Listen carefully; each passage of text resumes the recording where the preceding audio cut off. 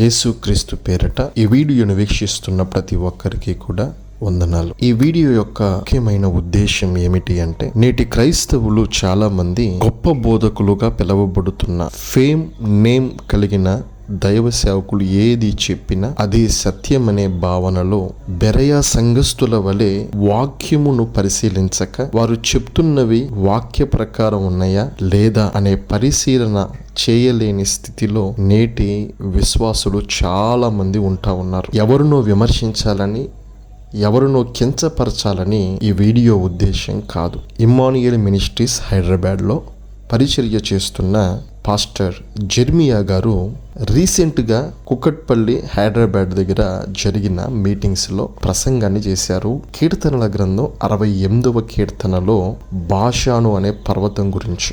అయితే ఆయన తీసుకున్న వచనాన్ని ఎలా వక్రీకరించారో ముందుగా మీరు వినండి. ఆయన ఎక్కడ అసందర్భంగా మాట్లాడారో నేను చెప్తాను. 68వ కీర్తన 15-16 చరణాలు. బాషాను పర్వతం దేవపర్వతం, బాషాను పర్వతం శిఖరములు గల పర్వతం. శిఖరములు గల పర్వతములారా, దేవుడు నివాసముగా కోరుకున్న కొండను మీరేలా ఓరచూపులు చూచుచున్నారు? యెహోవా నిత్యము అందులోనే నివసించును. బాషాను పర్వతం దేవపర్వతం, అందులో నివసించాలని దేవుడు కోరుకున్నాడు.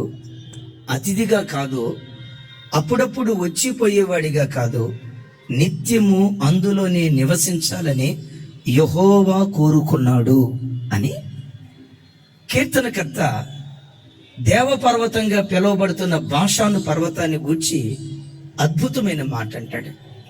బాషాను ప్రాంతం దేవపర్వతంగా, దేవుడుండే ప్రాంతంగా మార్చబడటానికి విన్నారు కదా. కీర్తనలు 68:15 బాషాను దేవపర్వతంగా పిలువబడింది. రైట్, అంతవరకు బాగానే ఉంది. కానీ 16వ వచనాన్ని మీరు చూస్తే, శిఖరము గల పర్వతములారా, దేవుడు నివాసముగా కోరుకున్న కొండను మీరేలా ఓరచూపులు చూచుచున్నారు? యెహోవా నిత్యము అందులోనే నివసించును. ఇక్కడ డివైడింగ్ జరుగుతుందండి. శిఖరము గల పర్వతాలారా, ఆ శిఖరము గల పర్వతాలంట దేవుడు నివాసంగా కోరుకున్న కొండను చూసి ఓర్వలేక అసూయ పడుతున్నాయంట. అంటే దేవుడు కోరుకున్న కొండ వేరు, శిఖరము గల పర్వతాలు వేరు. ఇప్పుడు దేవుడు కోరుకున్న కొండ బాషాను అని ఇర్మియా గారు బోధించారు. బాషాను పర్వతం దేవపర్వతం, అందులో నివసించాలని దేవుడు కోరుకున్నాడు. కాదండి, శిఖరము గల పర్వతాలలో బాషాను ఉంది. దేవుడు కోరుకున్న కొండ వేరండి, అది బాషాను కాదు. ఇక్కడే ఆయన పొరపాటు చేశారు. బాషాన్ని దేవుడు కోరుకున్నారని బాషాను మీద గంటల ప్రసంగాన్ని ఆయన చేశారు.